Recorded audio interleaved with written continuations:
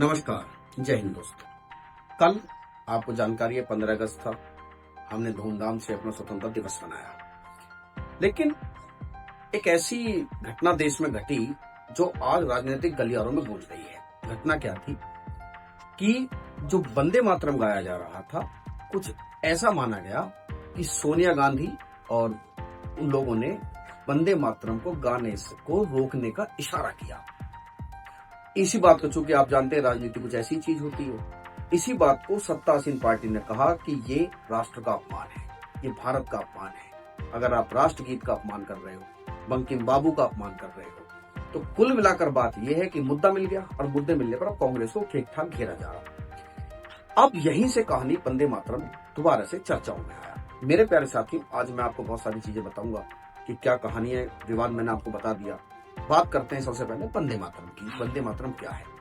मेरे प्यारे साथियों, वंदे मातरम हमारा राष्ट्रगीत है। किसने रचना की थी? बंकिम चंद्र चट्टोपाध्याय जी ने इसकी रचना की थी।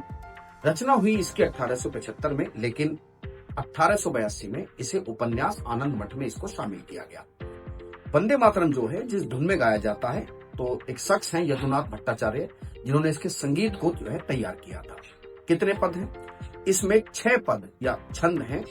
इन्हीं 6 पद या छंद की कहानी है जो बाद में आकर थोड़ी सी विवादित रूप ले लेती है। मैं उस कहानी को पूरा बताऊंगा। अब आनंद मठ में शामिल किया गया तो 1896 में कलकत्ता में अधिवेशन हुआ कांग्रेस का, उसमें रविंद्रनाथ टैगोर द्वारा इसको गाया गया। मेरे प्यारे साथियों, कई बार यह होता है कि वंदे मातरम जो भारत में राष्ट्रीय आंदोलन का प्रणेता बना, बड़े नारे लगे वंदे मातरम वंदे मातरम। वो कौन सा आंदोलन था जिसमें पहली बार वंदे मातरम को उद्घोष के रूप में शामिल किया गया? 1905 में शुरू हुआ स्वदेशीय, जिसे हम बंग भंग आंदोलन भी कहते हैं, उसमें पहली बार वंदे मातरम उद्घोष के रूप में सामने आता है। मतलब खूब नारे लगे वंदे मातरम इस तरीके से।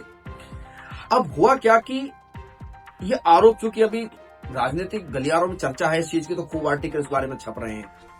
तो मेरे प्यारे साथियों, बताया ये भी गया कि 16 नवंबर 1938 को इसको प्रतिबंधित भी किया गया। हालांकि इसकी पुष्टता मैं नहीं कर सकता, लेकिन जब आर्टिकल मैंने पढ़ा तो उस आर्टिकल से पता चला कि जो मोहम्मद अली जिन्ना थे, उनके कहने पर, क्योंकि उनका मानना यह था कि जो वंदे मातरम है उसमें कुछ एंटी सेकुलर की चीजें शामिल है। कौन सी चीजें शामिल है मैं पूरी बात बताऊंगा, तो उसको छोटा किया गया। अभी हम एक प्रवक्ता का बयान भी देख रहे थे कि ये एक पुरानी परंपरा रही है कांग्रेस की कि इस तरीके से जो है अपमान किया है ना, बंकिम बाबू का अपमान किया, वंदे मातरम का अपमान किया। बहरहाल हम इस पर चर्चा नहीं करेंगे, क्योंकि ये मामला राजनीतिक है और हमारा उद्देश्य जानकारी देना, राजनीतिक मामले पर चर्चा करना नहीं है। अब चूंकि भारत आजाद हो गया, संविधान बन गया, सवाल ये था कि अब वंदे मातरम है, एक तरफ राष्ट्रगान है, किसको राष्ट्रगीत बनाया जाए? तो राष्ट्रगीत के रूप में जो आगे आया वो राष्ट्रगान, जो हमारा जन गण मन है। माफी चाहूंगा, बैठ के सब बोल रहा हूँ, बोलना नहीं चाहिए, राष्ट्र गौरव की बात है, कान पकड़ के उसके लिए माफी है। तो जो जन गण मन है उनको राष्ट्रगान बनाया। क्यों? यहीं से एक सवाल उठता है कि जब 24 जनवरी 1950 को राष्ट्रगीत के रूप में स्वीकार किया गया वंदे मातरम, और राष्ट्रगान जो है हमारा जन गण मन बन गया, तो क्या वंदे मातरम नहीं बन सकता था? यहीं से एक कहानी निकल कर आती है।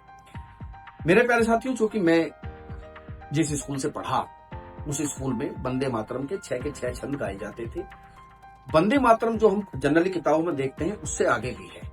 कभी आप जाइएगा तो गूगल में जाकर देखिएगा, उसके आगे हिंदू देवी देवताओं का जिक्र है। यहां आकर एक बात निकल कर आती है कि लोगों ने यह कहना शुरू किया कि भाई राष्ट्रगीत का मतलब है पूरे देश के लिए, आप किसी धर्म विशेष की बातों वाले गीत को आप राष्ट्रगान नहीं बना सकते। इसीलिए राष्ट्रगान के रूप में जन गण मन को आगे कर दिया गया। ठीक है, लेकिन ऐसा नहीं है कि दर्जा किसका है दोनों में, कौन आगे, नहीं, दोनों ही बराबरी के दर्जे पर थे। अब हुआ क्या, ये बात वर्ष 2026 की है, इसी साल की बात है। राष्ट्रीय गौरव अपमान निवारण अधिनियम के तहत भारत सरकार ने कहा कि अब राष्ट्रगीत भी अनिवार्य होगा। आप जानते हैं राष्ट्रगान तो गाया ही जाता था, राष्ट्रगीत भी अनिवार्य होगा, और ये जो राष्ट्रगीत है ये राष्ट्रगान से पहले गाया जाएगा। बाद में इस बात को लेकर विरोध हुआ। विरोध क्यों? मैंने बताया ना कि कुछ जो छंद हैं उनमें हिंदू देवी देवताओं का जिक्र है। क्योंकि भारत एक पंथ निरपेक्ष देश है, तो माना जाता है कि भाई ऐसा नहीं होना चाहिए, किसी धर्म विशेष को लेकर हम राष्ट्रगान नहीं बना सकते। कुछ संप्रदायों ने कहा कि हम पे आप इसको थोप नहीं सकते। बहरहाल भारत सरकार ने कहा कि देखिए, इसको हम शामिल कर रहे हैं, राष्ट्रगान से पहले गाया जाएगा। मेरे पास में स्कूल है तो मैं डेली सुनता हूँ, तो वहां पर जनगण मन से पहले राष्ट्रगीत गाया जाता है। कहाँ गाया जाएगा? विद्यालयों में, सिनेमा हॉल में, ठीक है। और सिनेमा हॉल में शायद कंपलसरी नहीं है, और जहां राष्ट्रपति के भाषण होंगे उनमें जहां झंडा फहराया जाएगा वहां पर ही राष्ट्रगीत राष्ट्रगान से पहले गाया जाएगा। अब इसमें जो है कि अब सवाल ये उठता है कि अगर मान लो कोई व्यक्ति राष्ट्रगीत ना गाए तो क्या उसके लिए कोई कानूनी प्रावधान है? जी हाँ, उसको कानूनी सुरक्षा प्रदान की गई है। अगर ये महसूस होता है कि उक्त व्यक्ति XYZ कोई भी हो सकता है और वो राष्ट्रगीत का आप जान के अपमान कर रहा है, तो उसके खिलाफ दंडात्मक कार्रवाई की जा सकती है। तो ये कहानी है जो मैंने आपको मुझे बतानी थी, और आपको पता भी होना चाहिए राष्ट्रगीत के बारे में।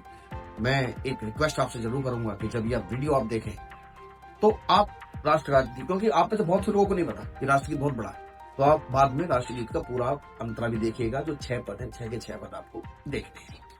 नमस्कार, जय हिंद।